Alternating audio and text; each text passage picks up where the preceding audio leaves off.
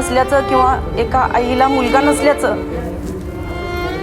किती दुःख होतं हे शब्दातही नाही व्यक्त करू शकत. पण आज माझ्याबरोबर किंवा माझ्या आईबरोबर वीर जवान फाउंडेशनची टीम उभी आहे. त्यामुळे मला खूप अभिमान वाटतो. आपली आठवण कोणीतरी ठेवत आहे या कुटुंबाला वाटावं म्हणून त्यांचा या ठिकाणी बोलवून आपण हजारो लोकांमध्ये सन्मान करतो आहोत. आज 25 वर्ष झाले कारगिल विजय दिवस आपण आज साजरा करतो. कारगिल विजय दिवस हा साजरा असाच होत नाहीये. त्याच्यासाठी आपल्या देशातले 527 वीरांनी आपलं सर्वोच्च बलिदान दिलं.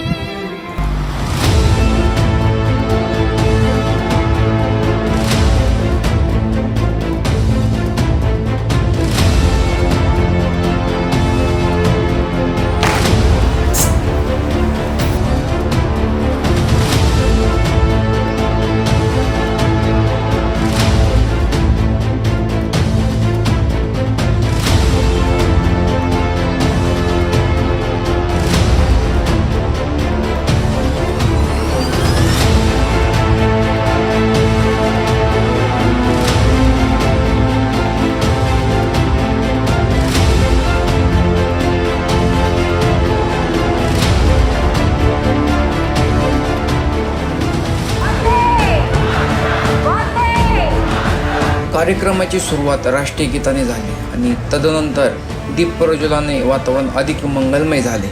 त्यानंतर देशभक्तीवर डान्स आणि गीताने हॉलला एक नवा जोश प्राप्त झाला. सगळे वातावरण अतिशय सुंदर आणि प्रेरणादायी होते.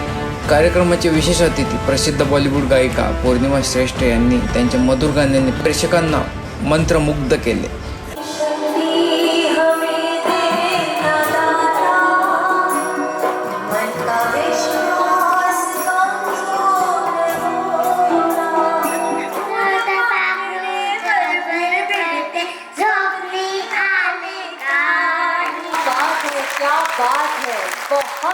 आपल्या मातृभूमीच्या प्रत्येक इंच जमिनीला आपल्या वीर जवानांनी आपल्या रक्ताने पावन केले आहे.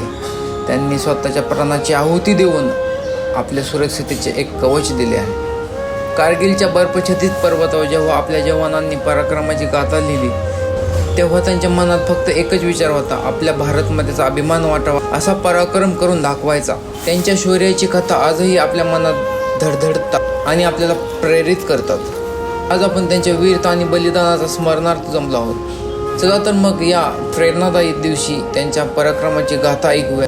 कारगिल के द्राक क्षेत्र में पॉइंट 5140 गन हिल के ऊपर उन्हें कैप्चर करने का टास्क मिला. दुश्मन पहले से बंकरों के अंदर छुप कर बैठा हुआ था और पॉइंट 5140 की नंगी चट्टान होने की वजह से सामने से जाना संभव नहीं था. पीछे की ओर से हमला करने का निश्चय किया और कुछ ही समय में वह दुश्मन के बंकरों के ऊपर धावा बोल दिया. उन्होंने पाकिस्तानी 5 सिपाहियों को मार गिराया. अपने देश के लिए वीर गति को प्राप्त हो गए. त्यासाठी जे वीर झालेले आहेत, शहीद झालेले आहेत, त्यांच्या कुटुंबाच्या बऱ्याच काही अडीअडचणी असतात. तर ते सॉल्व करण्यासाठी आम्ही वीर जवान फाउंडेशनचं निर्माण केलं आहे आणि आदरणीय नाटा साहेब यांचा मोठा सहयोग आणि मोठा सहारा मिळाला, ज्याच्या माध्यमातून वीर नारींच्या समस्या आणि त्यांना आर्थिक सहयोग आम्ही करू शकतो. वीर जवानांचे व्हिडिओ स्क्रीनवर दाखवण्यात आले. त्यांनी कसे जॉईन केले, त्यांचे कार्य आणि शहादतीचे प्रसंग दाखवले गेले. हे दृश्य पाहताना वीर जवानांच्या मातांच्या आणि पत्नींच्या डोळ्यातून अश्रू गळत होते. त्यांना दुःखाने संपूर्ण वातावरण भावनिक झाले होते. आपण नेहमी पाहतो की सीमेवर एक तर लढाई करताना, युद्ध करताना किंवा मिलिटंटशी फाईट करताना आपले बरेच जवान धारातीर्थी पडतात, शहीद होतात. त्यांची आई असते घरी, पत्नी असते, छोटी मुलं आपण आता पाहिले असे असतात. आणि त्यांची जेव्हा अंत्ययात्रा वगैरे निघते त्याला हजारो लाखो लोक येतात शहीद झाल्यावर. पण त्यानंतर त्यांच्याबरोबर फारसं कुणी राहत नाही, ही वस्तुस्थिती आहे. अशा शहीद जवानांच्या कुटुंबांना सहारा देण्यासाठी, दिलासा देण्यासाठी आणि शक्य असेल तेवढी आर्थिक आणि इतर पाठबळ देण्याच्या दृष्टीनं वीर जवान फाउंडेशन की आम्ही स्थापना केलेली आहे.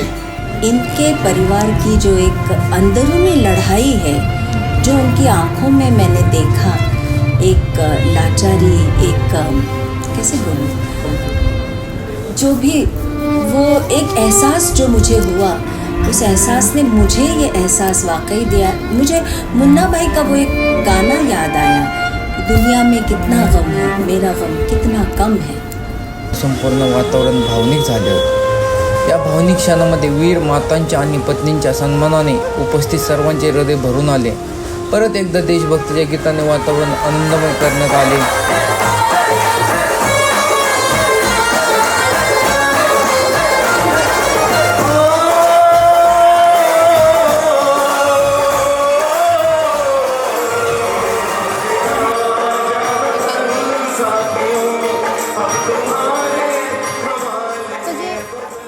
आमचं जे बलिदान दिलं गेलेलं आहे, माझ्या बाबांनी जे बलिदान दिलेलं आहे ते व्यर्थ नाही गेले, ही भावना मनात येते।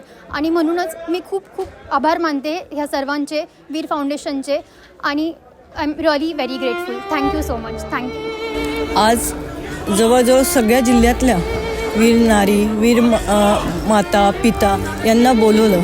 आज 25 सत्कार त्यांनी केलेले आहे, हे कोणी करत नाही। सैनिकाला सैनिकाची जाणीव असते। असेच काम आपण करत राहू आणि वीर फाउंडेशनचं नाम वरती खूप वर घेऊन जाऊ।